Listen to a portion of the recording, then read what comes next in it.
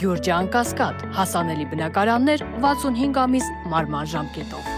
Ռուսաստանի Դաշնության արտաքին գործերի փոխնախարար Միխայիլ Գալուզինը հայտարարել է, որ Մոսկվան տրամադրված է Վրաստանի հետ դիվանագիտական հարաբերությունները վերականգնելուն։ Նրա խոսքով Ռուսաստանի Դաշնությունը ցավում է, որ Թբիլիսին երկխոսության վերականգնումը կապում է Աբխազիայի եւ Հարավային Օսիայի վերաբերյալ իր դիրքորոշման հետ։ 2008 թվականի օգոստոսին ընդունված Աբխազիայի եւ Հարավային Օսիայի ինքնիշխանությունն ու անկախությունը ճանաչելու Ռուսաստանի Դաշնության որոշումը վերանայման ենթակա չէ, սակայն մենք պատրաստ ենք շարունակել համակողմանիորեն զարգացնել փոխշահավետ համագործակցությունը Վրաստանի հետ, ասել է Գալուզինը։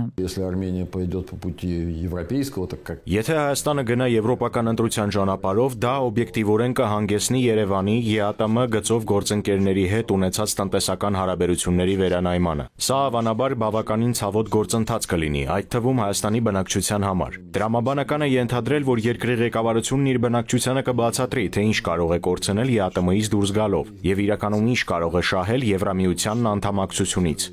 Հայաստանում Ամերիկայի Միացյալ Նահանգների դեսպանությունը հայտարարությամբ հորդորում է խրախուսել Ամերիկայի Միացյալ Նահանգներում ապօրինի գտնվող անձանց հեռանալը երկրից։ Եթե ճանաչում եք Միացյալ Նահանգներում ապօրինի գտնվող անձանց, խրախուսեք նրանց հեռանալ նախքան պետական մարմինների կողմից բացահայտվելը։ Բոլորի համար ուղերձը պարզ է՝ կատարեք ճիշտ ընտրություն, հետևեք օրենքին եւ մի վտանգեք ձեր անվտանգությունը, ձեր ընտանիքը կամ ձեր ապագան, ասվում է հայտարարության մեջ։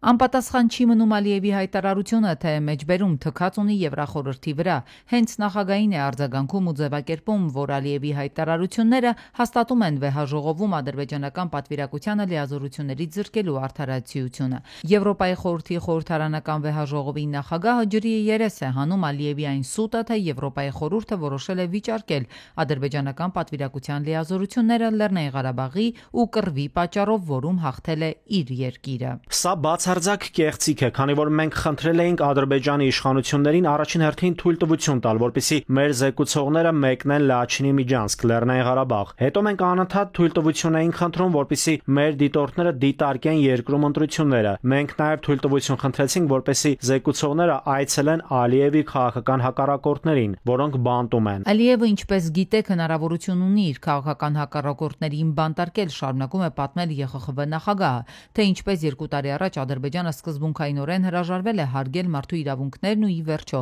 վեհաժողովը արդարացիորեն որոշեց չվավերացնել ադրբեջանական պատվիրակության լիազորությունները։ Պաշտոնյայի խոսքից կարելի է ենթադրել, որ Ադրբեջանի վերադարձը դեպի ԵԽԽՎ անժամանակ երկարաձգվում է։ Նախարարների կոմիտեն պետք է որոշի, ասում է Ռուսոպուլոսը, ու թունդ ընդգծում վեհաժողովի անդամ երկրներից ոչ մեկը չի կարող ասել՝ ես չեմ հարգում կանոնները։ Ես մեծ ջանքեր եմ գործադրել ադրբեջանցիներին հետ բերելու համար, խոսել եմ օրենքի գերակայությունը հարգելու, ժողովրդավարական ընթացակարգերի եւ մարդու իրավունքների պաշտպանության մասին։ Նրանք դա չարեցին։ Սկզբում պատասխանեցին, որ միջոցներ են ձեռնարկելու, ինչը մենք այդպես էլ չտեսանք։ Նրանք ազատ են արձակել մեկ կալանավորի, իսկ հետո կալանավորել են ուրիշների։ Այնպես որ վեհաժողովը կատարել է իր աշխատանքը եւ միանգամայն պարզ է, որ վեհաժողովն արդարացիորեն չի վավերացրել պատվիրակության լիազորությունները եւ դա այսօր հաստատվում է Ալիևի այս հայտարարություններով։ Մենք չենք ափսոսում եւ կարծում ենք, որ ճիշտ ենք վարվել։ Հենց Ալիևի սրտի ուզածն է հրաժարվել բոլոր միջազգային կառույցներից, որոնք ավելորդ աչքեր ու ականջներ կարող են լինել,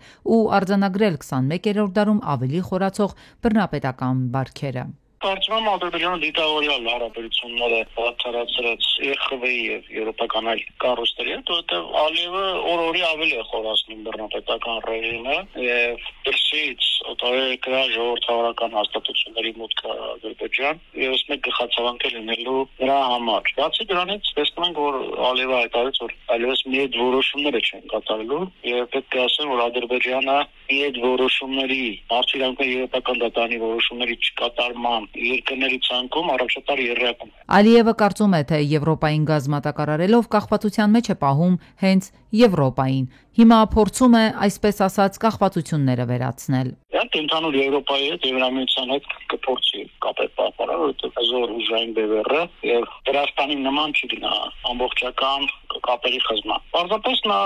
այն հարցերը, որոնք վերաբերում են մարդու իրավունքներին եւ ժողովրդավարությանը, այդ մասով Եվրոպայի արժեվ իր դռները փակում է։ Տնտեսության, առևտրային հարաբերությունների եւ այլն մասով նա կշարունակի բնականաբար Եվրոպայից հետ հարաբերությունների պահպանումը, ուղղակի ցավոք սրտի երամիությունում վճռական չեն։ Փորձագետն ասում է, եթե եվրոպական կողմը գործի դնի ավելի կոշտ մեթոդներ ու Ադրբեջանի նման ավտորիտար երկրի դեպքում վարի ավելի կտրուկ քաղաքականություն, ապա կարող է զսպված պահել Ալիևին, բայց բյուրոկրատիան ավելի զորեղ է։ Անհասկանալի քիմիա կա հիմա Բաքվի ու Թբիլիսիի միջև։ Ալիևը վերջին հրապարակային հայտարարություններում արհեստականորեն կենտրոնանում է Վրաստանի հետ հարաբերությունների վրա։ Շեշտում երկրների առաջատար դերը տարածաշրջանում։ Իր հրավիրած համաժողովում էլ աջ ու ձախ մեղադրանքներ հնչեցնելուց, հին ու նոր միջնորդներին վատաբանելուց հետո շեշտեց, թե համագործակցության հիմնական բեռը պետք է վերցնեն Հարավային Կովկասի դերակատար երկրները՝ Ադրբեջանը եւ Վրաստանը։ Ճուշացավ նաև վրացական արձագանքը այդ երկրի արտգործնախարար ասաց, թե պատրաստ են ներդրում ունենալ հայ-ադրբեջանական հարաբերությունների կարգավորման հարցում։ Վրաստանը եւ Թբիլիսին միշտ եղել են ու լինելու են այն վայրը, որտեղ երկու կողմերը, Հայաստանը եւ Ադրբեջանը կարող են գալ, Վրաստանը կարող են օգտագործել որպես երկխոսության վայր եւ վրացական կողմը միշտ կաջակցի այս գործընթացին՝ իշահ տարածաշրջանում վերջնական կայուն խաղաղության հաստատման։ Ռազմավարական հարաբերություններ ունեն այս երկրները արդեն 2 տասնամյակ, նաեւ Բաքվի տնտեսական ազդեցությունն է մեծ Թբիլիսիի վրա, բայց մեր օրերում Արևմուտք Վրաստան լուրջ կոնֆլիկտը իրավիճակին նոր թափ է հաղորդել։ Վրաստանը որքան հեռանում է արևմուտքից, այնքան մոտենում է տարածաշրջանային ավտորիտար պետություններին։ Բաքուն չի կարող առիթը բաց թողնել։ Մի կողմից արևմուտքին է հանում տարածաշրջանից, մյուս կողմից Հայաստանին տարածաշրջանային խաղից։ Ինչքան վատանան, ինչքան ճգնաժամի մեջ լինեն Վրաստան-արևմուտք հարաբերությունները, այնքան դրանից Ադրբեջանը օգտվելու է, Թուրքիան օգտվելու է եւ այնքան ավելի բացասական միջավայր է ստեղծվելու Հայաստանի համար, քանի որ Հայաստանը փորձում է արևմուտքի հետ հարաբերությունները ակտիվ պահել, ԵՄ-ի հետ հարաբերությունները նոր ձևաչափի բերի, նոր խորություն տա, բայց հստակ է, որ Հայաստան-ԵՄ հարաբերությունները չեն կարող կախված չլինել Վրաստան-ԵՄ հարաբերություններից։ Վրաստանն ամեն դեպքում փորձում է պահել կողմերին հավասար աջակցող հարևանի իր դերը, այդ դեպքում ինչու է պարբերաբար բոյկոտում 3 գումարած 3 հարթակը։ Այդտեղ ինքն իր պատճառներն ունի՝ ամուր կապերը արևմուտքի հետ ու հակառուսական տրամադրությունները, հիշեցնում է Վրաստանի հարցերի փորձագետը, բայց նաև չի բացառում, թե պաշտոնական Թբիլիսին որևէ ձևաչափով որևէ փուլում այդ հարթակ կգա։ Բայց Ալիևը այդ հարթակի հույսին չի մնում, դիվանագիտական կապերն է ամրացնում մեկ նպատակ ունենալով մեկուսացման մեջ պահել Հայաստանը։ Բաքուն շարունակում է այսօր աշխարհակաղակական տրամաբանությամբ աշխատել, եկուզ ի վնաս իրեն, բայց այնպես անել, որ Հայաստանը գործոն չլինի տարածաշրջանում։ Հայաստանը, որ խաղաղության խաչմերուկ է առաջարկել տարածաշրջանին ու փաստացի անտարբերություն ստացել, պետք է գործի քաղաքական ճակատում, թույլ չտալով թե դիվանագիտական ու թե տնտեսական մեկուսացում։ Ուկրաինայի հյուսիսում գտնվող Սումի քաղաքի կենտրոնում ռուսական բալիստիկ հրթիռների հատվածի հետևանքով զոհվել է 34 մարդ, վիրավորվել 117-ը։ Ուկրաինայի իշխանությունների հաղորդմամբ սա այս տարվա ամենամահաբեր հարվածն էր։ Ուկրաինայի նախագահ Զելենսկին պահանջել է կոշտ միջազգային արձագանք, նշելով, որ սա տեղի է ունեցել Դոնալդ Թրամփի պատերազմն արագ ավարտելու մղումների ֆոնին։ Միացյալ Թագավորության, Գերմանիայի եւ Իտալիայի ղեկավարները դատապարտել են հարձակումը։ Թրամփը խոսելով ռուսական հարվածի մասին այն անվանել է սարսափելի։ Զելենսկին սոցիալական մեդիայում տեսանյութ է հրապարակել, որտեղ երևում են զոհվածների մարմիններ քաղաքի փողոցում ավերված ավտոբուսի եւ այրված մեքենաների մոտ։ Ռուսաստանի անվտանգության դաշնային ծառայությունը ձերբակալել է Մոլդովայի 2 քաղաքացիների, որոնք ահաբեկչություն էին ծրագրում Ռուսաստանի տարածքում։ Նրանցից մեկը շրջանցիկ ճանապարհով Լատվիայով ռումբեր է բերել Ռուսաստան ահաբեկչություններ իրականացնելու համար, իսկ մյուսը ուկրաինական հատուկ ծառայությունների հանձնարարությամբ պատրաստվում էր պայթեցնել ջրի պոմպակայանը։ Սեուլում 118 տարվա մեջ առաջին անգամ ապրիլի կեսերին ձյուն է տեղացել, ձյան տեղումները համընկել են բալի ծաղկման սեզոնի հետ։ Դմիտրի Պեսկովն առաջին անգամ դուրս է եկել սահադաշտ եւ պարել տիկնոջ հետ։ Հայտնի գեղասահորթուհին նշում է իր 50-ամյակը, հիշեցնենք Դմիտրի Պեսկովի հետ նա հանդիպել է 2010 թվականին։ Նրանք ավելի քան 10 տարի է ինչ ամուսնացած են։ Երևանի Անաստաս Միկոյանի փողոցի 64-րդ շենքի բնակիչները վաղ առավոտից փակել էին փողոցը, քանի որ պահանջներ ունեն սնանկ ճանաչված կառուցապատողից, սակայն մոտ 40 րոպե անց փողոցը կրկին բացեցին։ Բնակիչները բողոքում են, որ արդեն մի քանի տարի է բնակարանի գնման իրավունք են ձեռք բերել, սակայն կառուցապատողը սնանկ է ճանաչվել եւ մինչ օրս նրանց բնակարանների հարցը չի լուծվել։ Այժմ մեծ խնդրի առաջ են կանգնած հատկապես այն բնակիչները, որոնք կանխիկ վճարել են հենց կառուցապատողին ու չեն կարողանում ապացուցել այդ փաստը։ Նոր Նորքի 5-րդ զանգվածն է Սուրբ Սարգիս եկեղեցու հարևանությամբ գտնվող Սարալանջը, այստեղ ծառեր են հատվել։ Այս մասին ակտիվիստներն էին ահազանգում, պնդելով 100-ից ավելի ծառ են կտրել։ Մեկա ու աշկերտ չհավատացի, որտեղ այստեղ կային հարյուրավոր մեծ ծառեր, որոնք այլևս չկան։ Մեկ օրում կանաչապատում հիմնարկը հատել է այդ բոլոր ծառերը, հիմնավորելով, որ տարածքի սանիտարական մաքրում են կարել։ Ասում է, ծառերի ճյուղերը բողբոջած են եղել, ապացույց, որ դեռ ապրելու շունչ ունեին։ Ակտիվիստի պնդմամբ ծառերը հատելուց հետո դրանց կոճղերը փորձել են հողով քողարկել, որպեսզի տեսանելի չլինեն։ Հատված ծառերի կոճղեր չկան։ Հայրումյանը ենթադրում է, հետքերը վերացնելու համար արմատներով են հանել։ Այն հարցին, որ բայց եղել են կանաչ ճյուղեր թափված տարածքում հատված ծառեր, ասում է, այդ ծառերը հնարավոր չի եղել խնամել,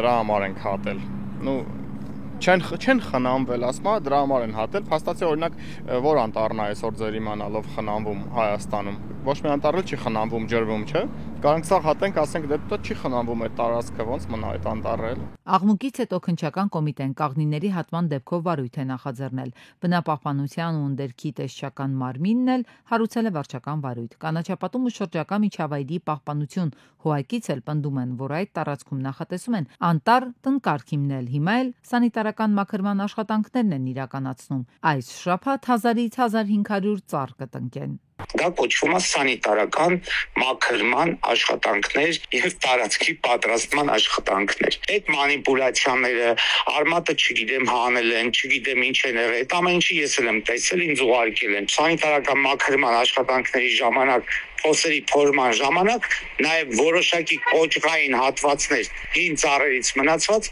պետք է հեռացվեն։ Ինչ վերաբերում է ընդերքի տեսչության վարույթին, իրականացվել է, քանի որ ինչ-որ մեկը բողոքել է, ասում է Բեգոյանը։ Իսկ այդ տարածքում 10 տարի առաջ էլ բազմաթիվ հատված եւ այրված ծառեր են եղել։ Գիտեք մի բան էլ, եթե մենք ասում ենք 23 ծառ ենք հատում, հատման թույլտվությունները տալիս ենք մենք։ Հետևաբար, եթե 23 չի, ավել ծառա, այդ ավելի թույլտվությունը կտայինք մենք։ Տարածքում պահպանվել են արժեքավոր մի քանի ծառեր, հատված հիվանդ ծառերը եղել են բացառապես թեղիներ, պարզաբանում է Բեգոյանը։ Հավելում, որ շաբաթօրն էլ կհայտարարեն, որ այնտեղ հիմնվեց 6 հեկտար քաղաքային ուրբան անտառ։ Շուրջ 15 տարվա դադարից հետո Հայաստանի հոկեյի հավաքականը մասնակցել է հոկեյի աշխարհի առաջնությանը։ Երևանի Գեղասահքի եւ Տափողակով հոկեյի մանկապատանեկան մարզադպրոցում Հայաստանի հավաքականը մրցել է Մալազիայի ընտրանու հետ։ Մեր ընտրանին հաղթել է մրցակցին 24-3 հաշվով, տանելով իր պատմության մեջ ամենախոշոր հաշվով հաղթանակը։ Այսօր Հայաստանի ընտրանին կհանդիպի Ուզբեկստանի հավաքականին։